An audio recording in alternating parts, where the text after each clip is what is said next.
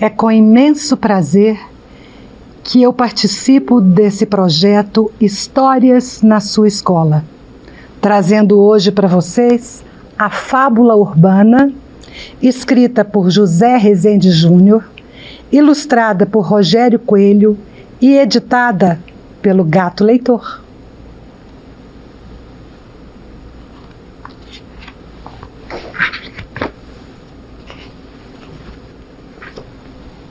Tio, ei tio, paga um livro. Não tenho trocado.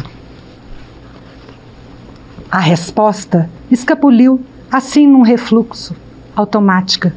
Uma resposta padrão, como se fosse aquele pedido o mais natural do mundo. Livro? Refletiu um segundo depois o homem de terno. Teria o menino pedido um livro em vez de um trocado, uma moeda, R$1? Mesmo que houvesse o menino pronunciado um coerente "Tio, paga um lanche que eu tô com fome", ainda assim, alguma coisa estaria fora do lugar. A começar pelo diálogo em si, como haveriam de contracenar neste mesmo cenário. Shopping center de luxo, 10 horas da noite, personagens tão opostos quanto este, o homem de terno e aquele outro, o menino pobre que pedia livro, dinheiro, comida ou qualquer coisa que fosse. Era, pois, um diálogo inexistente, concluiu o homem de terno. Pode ser qualquer livro, tio. A insistência do menino devolveu o homem de terno à realidade absurda. Olhou em volta.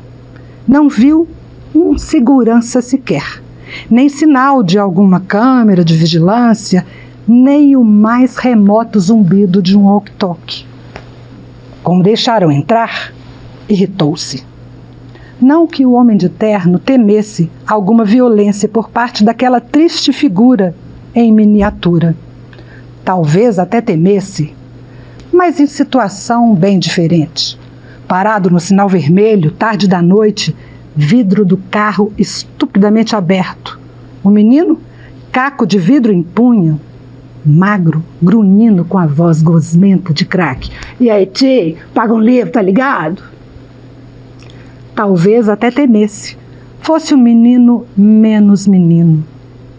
Não mais o embrião de um perigo futuro, mas o perigo em si, já maduro, aqui e agora. Não, ainda é cedo para ter medo, pelo menos desse aí. Talvez daqui uns 3 ou 4 anos, calculou o homem de terno, avaliando com alívio a altura e o peso do menino. Mas, na sequência, o alívio deu lugar à indignação. Ora, o homem de terno pagava os impostos, dízimos, deixara o carro no estacionamento automatizado, guardara o ticket no bolso do paletó, tomara o elevador panorâmico, escolhera o andar onde reluziam as lojas que desejava, fizera tudo certo. Tinha, pois, o direito constitucional e sagrado de não ser afrontado por tamanha realidade, ainda mais numa fortaleza projetada para resistir a qualquer ofensiva da vida real. Num lugar assim, a única realidade permitida deveria ser a dos reality shows, nas TVs gigantes das lojas de eletrodomésticos. Tio, o livro não precisa ter nenhuma figura, pode ser baratinho. De tão pequeno, o menino coube da cabeça aos pés num único olhar do homem de terno. O figurino não parecia adequado ao personagem menino de rua clássico, que exige calção surrado, pés descalços e cobertor fedorento jogado nas costas nuas. Não. Talvez, graças a esse artifício, o de fugir do figurino padrão, da miséria e do abandono, conseguia o menino burlar a segurança e invadir o reino encantado e proibido dos shopping centers.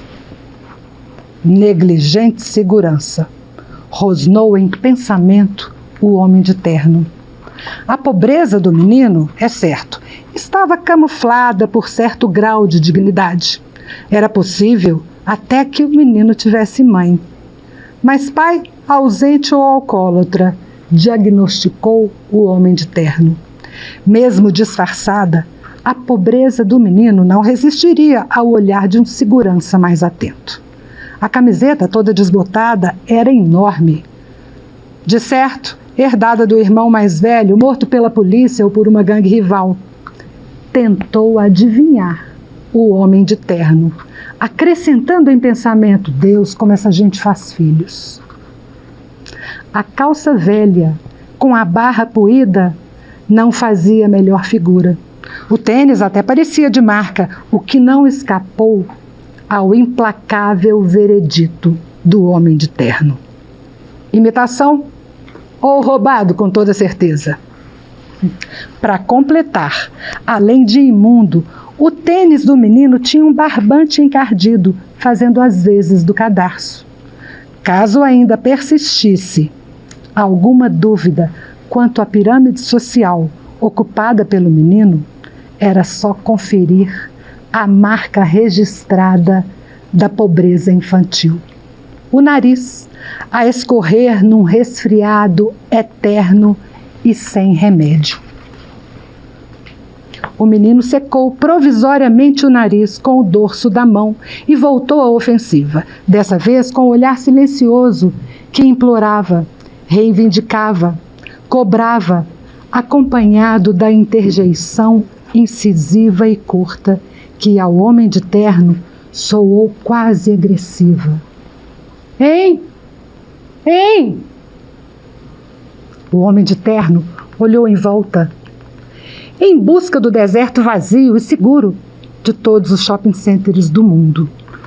O deserto feito de multidões de consumidores e sacolas infinitas de compras. Mas não havia ninguém. Está ficando tarde, pensou o homem de terno, agora um pouco tenso. Os únicos vestígios de presença humana vazavam justamente da livraria, cuja fachada de vidro refletia dois seres de dimensões tão diferentes, frente a frente, num encontro improvável. O homem de terno cedeu. Entrou, seguido pelo menino. Caminharam quase juntos, mas distantes, até o fundo da livraria. Escolhe. Mal pronunciou o homem de terno o imperativo escolhe, cujo significado o pequeno interlocutor apenas intuía. Pôs-se o menino a percorrer as prateleiras entulhadas de livros de todas as cores e tamanhos. Tio, como é que escolhe? O homem de terno olhou longamente para baixo, até que não restasse qualquer dúvida sobre a meninice daquele menino, e concluiu que não havia mesmo por que temê-lo. Não ainda, não esta noite, não neste lugar. O homem de terno percorreu então com os olhos e dedos as lombadas dos volumes expostos na prateleira. Puxou um, mais ou menos ao acaso, e estendeu ao menino. Virou-lhe as costas, deu alguns passos em direção ao caixa, já sacando o cartão de créditos, à espera de um agradecimento comovido que não veio. Tio, lê para mim. Sem saber a razão, sem ao menos perguntar a razão, o homem de terno estancou. Deu meia volta e, estranhando a si mesmo, leu. Ou melhor, esquivando-se do trabalho de apanhar o óculos de leitura no bolso interno do paletó, folheou meio cego o livro de fábulas, valendo-se da memória esquecida de quando era criança, e emendou uma história na outra, embaralhando enredos e personagens da infância distante, que só agora se dava conta, jamais compartilhara com os próprios filhos. Era uma vez um gato de botas perdido na floresta com sua irmã Maria, que era bruxa e usava um chapeuzinho vermelho. Aí o lobo mau perseguiu a Branca de Neve montando num tapete mágico e encontrou a Bela Adormecida, cercada por 7 anões e 3 porquinhos. Lia o homem de terno num fôlego só. Entonação, a princípio displicente, incapaz de refletir a tensão de personagens mergulhados em destinos tão fabulosos e trágicos. Mas tanta atenção prestava ao menino, olhos brilhantes, a véspera do sorriso emoldurada pela secreção eterna a escorrer do nariz, que se viu o homem de terno obrigado a administrar exageros, costurar com alguma coerência diálogos mal ajambrados, emprestar um arremedo improvisado de ordem ao caos que ele próprio criara, e modular a voz ao sabor das aventuras e desventuras, e conjurar sortilégios e reconciliar amores impossíveis, e no fim, já quase sem fôlego, punir os maus e recompensar os bons. E melhor, só não fez o homem de terno, que nunca havia contado histórias, porque era tarde, ou porque não podia suportar o assombro familiar e o sorriso antigo que num dia remoto foram seus e agora pertenciam ao menino.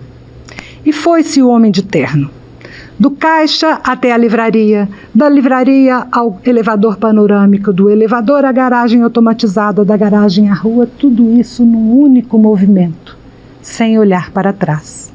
E já guiava o homem de terno, o automóvel veloz pelo trânsito lento, boa ação recente aos poucos embotados pela culpa. A culpa que num instante era semente, noutro floresta centenária. A culpa não pela posse de tantos ternos, livros e coisas. A culpa não pelo medo inicial e a intolerância de sempre.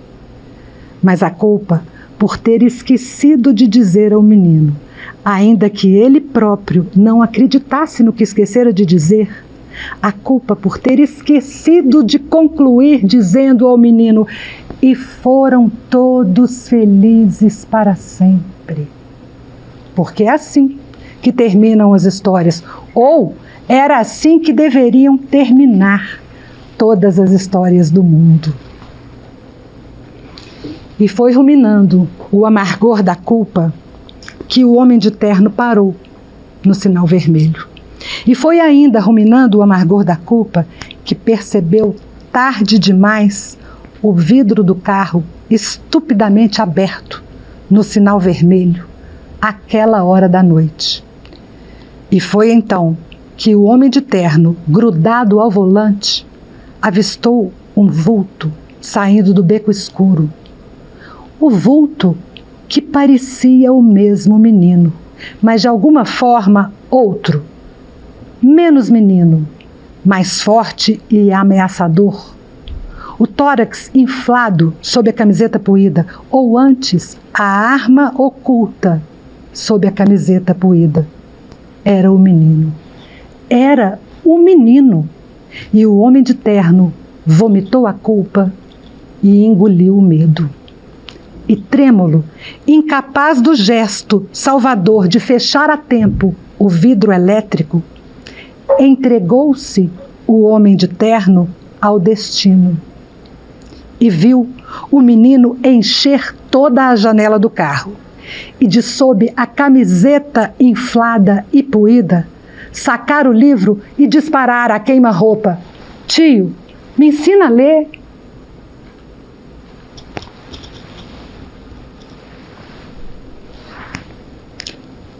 Eu acabei de fazer a narração da fábula urbana de José Rezende Júnior. E, depois dessa emoção toda, eu espero conseguir emocionar vocês ainda mais um pouquinho, com um convite muito especial. É com imenso prazer que eu convido para participar de uma conversa aqui conosco José Rezende Júnior, o autor dessa grande obra que eu acabo de narrar. Muito prazer. Oi, Ângela, prazer todo meu. Oi, gente, prazer estar aqui, conversando com vocês, conversando com a Ângela, pronto para responder, Ângela, sua curiosidade, que espero que seja a curiosidade de vocês também. Olha que desafio, hein? Meu desafio agora é capturar, por meio dessa tela, todas as vontades que vocês estão de perguntar sobre uma profissão. Afinal de contas, os alunos e alunas, estudantes dessas turmas, daqui a pouco já começam a pensar numa profissão. Quem está lá pelo 8º, 9º ano, já pode começar a pensar. Não é nada obrigatório, vocês ainda vão ter tempo. Mas é importante começar a pensar no que cada profissão propicia. E aí, José Rezende, eu queria saber de você como que é essa profissão de escritor, de onde ela nasce, tem um curso específico só para virar escritor? Como é que é essa profissão? De onde ela sai? Para onde ela vai? Bom, Ângela, gente, olha, é uma profissão muito legal, muito interessante, dá muito prazer pra gente, escrever é muito prazeroso, mas assim, não costuma dar muito dinheiro, viu, gente? Assim, é difícil, claro que tem autores que vendem muitos livros e aí conseguem, né, se manter, se sustentar e enfim, ter uma qualidade de vida muito boa, mas geralmente o escritor ele tem uma outra profissão, que no meu caso, por exemplo, eu sou jornalista, então assim, a minha principal fonte de renda é o jornalismo, e eu faço literatura por prazer. Claro que se eu vender muitos livros, eu espero vender muitos livros, aí dá para ganhar um dinheirinho, mas do ponto de vista de renda, não é a melhor profissão do mundo não, viu? Mas é muito legal, como eu falei para vocês. Eu tenho um pedacinho dessa profissão comigo, mas eu não sou escritora de literatura por enquanto, não. Por enquanto eu escrevo sobre meus estudos. Eu tenho um livro publicado, que foi da minha dissertação de mestrado, que fala sobre contadores de histórias na perspectiva do lazer e da educação, e tenho um outro livro recentemente publicado, que são os princípios e fundamentos para o contador de histórias aprendiz. Mas o contador de histórias é alguém que divulga esse livro, né? É alguém que ele não é o escritor, ele não é o autor, mas ele divulga a obra literária, e existem várias perspectivas desse contador de histórias. Quando eu me coloco frente a uma obra literária, eu faço questão de valorizar a escrita dessa pessoa que está do meu lado, porque a partir do momento que eu pego o tema que ele propôs e reconto com as minhas palavras, é claro que é possível. Mas eu vou perder o sabor do saber que ele me traz pela qualidade da escrita. E quando ele fala que ele é jornalista, eu falo, então quer dizer que quem lida muito com leitura e escrita se aproxima do escritor. Quais serão as outras profissões que se aproximariam também do escritor? Você conhece algum escritor seu que é colega, que tem outra profissão, que não é jornalista e escritor, mas que seria escritor e outra profissão? Eu conheço vários. Então, assim, tem professor que é escritor, tem engenheiro, escritor, tem arquiteto, tem médico, tem advogado, qualquer profissão assim que a pessoa tem, mas ela tem esse prazer de ler, né, principalmente para escrever, preciso ler. Prestem atenção nisso, gente. Se vocês querem escrever, vocês precisam ler. Precisam descobrir o prazer da leitura. É muito importante. Quanto mais a gente lê, mais a gente aprende sobre as formas de escrever, as formas de fazer literatura. Então, assim, qualquer pessoa, qualquer profissão, sabe, assim, pode ser um pedreiro, pode ser um pintor de parede, pode ser um engenheiro, como eu falei, enfim, qualquer pessoa, mas que gosta de ler, ele pode vir a escrever. Para isso é preciso sentar na máquina de escrever, como era antigamente, ou no computador, ou à mão mesmo, e dar asas à sua imaginação, né? E começar a escrever. Então qualquer um pode se tornar um escritor. Não é que seja fácil. Escrever exige muita preparação, muita leitura, né? Muito tempo livre também para você escrever, né? Eu assim, como é que eu me tornei escritor e como é que eu me tornei jornalista? Desde pequenininho, como eu gostava muito de ler, eu me via do outro lado do balcão, assim. Eu me via passando de leitor para escritor também. Então, quando a professora passava, por exemplo, uma redação para a gente com o tema O Meu Domingo, os meus colegas lá no ensino fundamental 1, né? Meus colegas diziam assim, eu fui no sítio do vovô, eu fui ao cinema, eu fui tomar sorvete e tal. E eu, como tinha imaginação assim, muito, muito rica, aí eu escrevi assim, o meu domingo foi muito interessante porque eu fui sequestrado por um disco voador.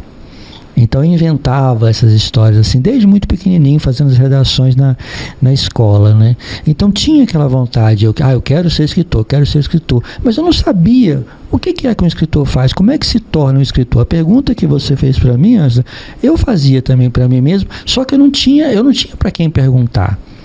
Sabe, eu não tinha contato com outros escritores, né? Na minha escola nunca foi visitada por um escritor, não tinha estímulo à leitura, infelizmente. Eu lamento muito e fico feliz que hoje tenha tantas escolas, né, investindo, né, em levar o livro para a escola. Então eu não sabia o que faz um escritor. Bom, eu sei que o escritor escreve, mas e daí? Como é que todo o processo que envolve isso? Eu não sabia. Mas eu fiquei sempre com aquilo, fui crescendo aquela coisa, eu quero ser escritor, quero escrever, eu quero escrever, quero ser escritor. E a certa altura da minha vida, quando eu precisei escolher uma profissão, eu pensei assim, bom, o que eu gosto de fazer? Eu fiz o vestibular primeiro para engenharia. Não que eu fosse apaixonado por engenharia, mas eu não sabia o que eu ia fazer da minha vida. Eu pensei assim, você é médico. Não, eu tenho medo de sangue, eu não posso ver ninguém machucado, então não posso ser. Eu adoro bicho, então eu posso ser veterinário. Não, eu não quero ver um bichinho sofrendo, não vou dar conta de ver um bichinho sofrendo.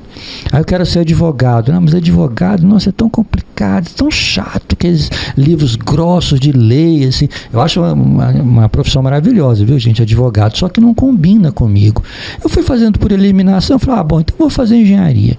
Por sorte, eu não passei no vestibular. Não, por sorte, porque não daria certo como engenheiro, não daria certo, né? Aí eu pensei assim, bom, eu gosto de escrever, gosto de ler. Qual profissão que parece com isso? Aí, vou ser jornalista.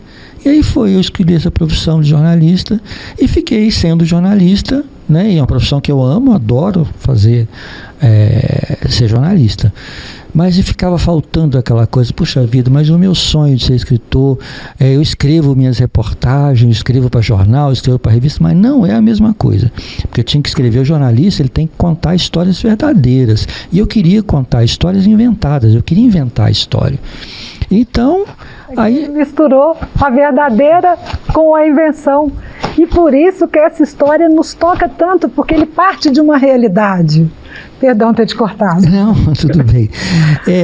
Muitas vezes a invenção começa da realidade, né? Um fato que você viu acontecendo, que alguém te contou, uma notícia que você leu no jornal, uma música que você gosta, tudo isso pode servir de inspiração, né? Para você inventar uma história a partir disso. Então, a certa altura da minha vida, depois de já muitos anos como jornalista, carreira consolidada, bom, eu sou um jornalista, estou bem na minha profissão, mas estava faltando aquela coisa, né? Tá faltando a literatura na minha vida. Então, houve uma época, o que eu fiz? Eu juntei um dinheiro que eu ganhava com jornalismo e falei, bom, gente, mas por que eu não fui ser escritor? e ao mesmo tempo começar na literatura sendo jornalista. Porque eu chegava em casa muito jornalista. O jornalismo, gente, para quem quer ser jornalista, é uma profissão maravilhosa. Você pode ajudar a mudar o mundo, mas assim, exige demais da gente, exige muita dedicação, muito espaço mental, enfim, é muito cansativo. Então eu chegava em casa do meu trabalho, chegava em casa muito cansado e não dava conta de escrever. Não conseguia escrever, inventar história. Era o dia inteiro ouvindo histórias reais, escrevendo sobre pessoas reais. Eu não conseguia inventar depois, não conseguia chegar em casa e inventar personagem, inventar história. Aí o que eu fiz? Aí eu fui corajoso, né? Já tinha um dinheiro guardado, falei, bom, então eu vou deixar o jornalismo e vou me dedicar à literatura. Foi o que eu fiz em 2004. Eu deixei jornalismo, 2001 na verdade, 2002 por aí, e comecei a escrever e publiquei meu primeiro livro em 2004. Então, assim, o jornalismo atrapalhou. Por um lado, atrapalhou o escritor que eu queria ser. Por quê? Por causa disso, por causa do cansaço mental, falta de tempo e tal. Mas, por outro lado, o jornalismo também ajudou muito. Em que sentido? Porque, com o jornalismo, eu tive contato com pessoas, lugares e realidades muito diferentes que eu teria se eu não fosse jornalista. Então, por exemplo, meus irmãos, eu tenho 3 irmãos, são todos bancários, né? E eu tenho uma experiência, eles têm experiências, claro, uma profissão muito linda que eu nunca vou ter, mas assim, eles também não tiveram a oportunidade de conhecer esses lugares, essas pessoas, essas situações, como o jornalismo me permitiu. O jornalismo me permitiu isso, né? E embora a literatura ela seja invenção, você inventa a história, mas é muito legal você ter uma base assim, sabe? Você ter muito conhecimento das pessoas, porque a literatura não é você escrever sobre você, é basicamente você escrever sobre o outro, sobre outra pessoa, sobre outra realidade, sobre outra situação, né? Que você nunca vai viver. Então, o jornalismo me permitiu isso, permitiu que eu tivesse essa experiência que depois, quando eu resolvi inventar histórias, eu já tinha uma base de realidade. Eu sabia como as pessoas diferentes de mim, elas reagem a situações diferentes de mim, sabe? Então eu consigo escrever sobre pessoas que eu não sou, sabe assim, sobre situações que eu não vivi, né? Então é isso, essas duas profissões assim casaram perfeitamente. Eu acho que eu dei muita sorte.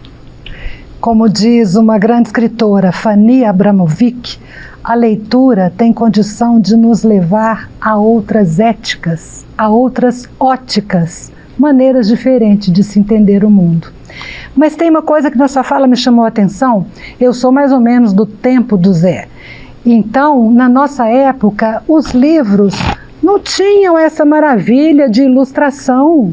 Não tinha livro específico, por exemplo, para a idade de vocês, que não são crianças mais, que são adolescentes, às vezes já até alguns beirando a juventude, né? Bem-vindos ao mundo, daqui a pouquinho vocês são adultos, mas não tinha essa beleza do livro infantil. A escola hoje é povoada por um universo imenso de livros infantis, de livros juvenis, que vocês podem ter acesso. E ainda por cima, podem ter acesso aos escritores que frequentam as escolas. Na minha época, era só livro de lombada grossa. E eu tinha preguiça de ler, porque eu adorava pular corda. Ah, mas não tem idade para isso começar. Eu comecei a ser leitora mesmo depois de grande, depois que eu descobri a maravilha de contar histórias e depois que eu gostei de saborear as palavras, as construções gramaticais. Às vezes é difícil conjurar sortilégios. Da onde que uma pessoa vai achar uma expressão dessa? Mas isso me encanta, isso me emociona. E é esse tipo de coisa que me atrai num livro, e tenho certeza que cada um aqui vai pensar diferente, vai sentir uma atração diferente por algumas histórias ou por outras.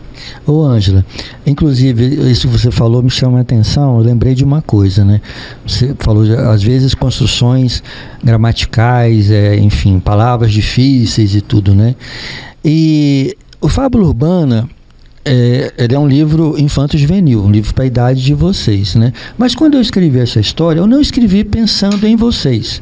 Eu escrevi pensando numa história legal de ser contada e que qualquer pessoa que gosta de ler poderia se interessar e poderia gostar. Bom, então eu escrevi a história como eu achava que ela deveria ser escrita, né? Não fiquei pensando, não, vou usar umas palavras mais fáceis porque os leitores serão jovens. Não, eu escrevi o que eu achava que eu tinha que escrever. Quando a história chegou na mão da editora, uma editora que eu gosto muito, chama Renata Nakano. A Renata, quando viu essa história, ela falou assim, isso aqui dá um livro. Ela ligou para mim e falou, José Rezende, nós queremos publicar o seu livro. Eu falei, nossa, que beleza, que maravilha, ficou muito feliz. Vai ser um livro infanto-juvenil. Aí eu falei, não, peraí então, Renata, peraí. Se é para infanto-juvenil, se é para gente, para crianças ou que estão entrando na adolescência e tal, então eu vou ter que reescrever. Eu não vou poder escrever conjurou sortilégios, porque ninguém sabe o que é conjurar sortilégio. Então eu vou ter que reescrever, vou ter que adaptar para uma linguagem mais infantil, mais juvenil. Aí a Renata falou assim, não senhor, não faça isso. A gente às vezes subestima esse público, a gente acha que as crianças, os adolescentes, que eles são bobinhos, que eles não têm curiosidade, que não têm cultura, então não, isso é um erro. Eles são mais inteligentes do que a gente pensa que eles são. Mais do que nós somos, bem mais do que nós somos. Aí eu falei assim, tá bom, mas então algumas palavras difíceis eu vou mudar. Ela falou assim, não mude. Porque as palavras que elas não entenderem, elas vão olhar um dicionário, vão olhar na internet e vão ver o significado daquilo. Então, assim, vamos estimular a inteligência, a criatividade desses leitores.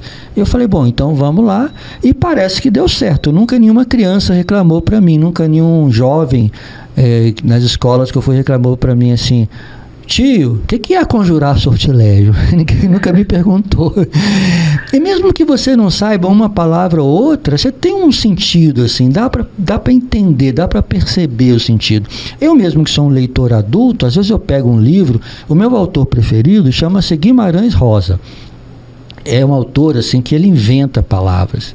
Então, aí eu começo a ler e falo, meu Deus do céu, eu não sei que palavra é essa. Tudo bem, não tem problema. Eu não entendo aquela palavra, mas eu entendo a próxima. Eu entendo a palavra seguinte. Aí eu consigo entender o que ele quis dizer. Né? Ou eu vou procurar um dicionário, só que muitas vezes a palavra que ele usou não existe no dicionário, porque ele inventou. Mas não tem problema nenhum. A história faz sentido, mesmo que uma palavra ou outra não faça sentido.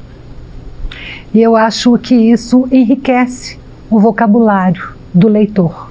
E é por isso que quando uma história é bem escrita, ela não tem idade. Todas as pessoas podem gostar. Esse livro pode ter indicação para jovens, mas eu tenho certeza que desde criança pequenininha se identifica com algumas partes, até a mais alta idade, até a mais alta idade, pode se identificar com a proposta desse livro que pede, me ensina a ler, que mostra o livro como necessidade básica e por isso dentro das escolas.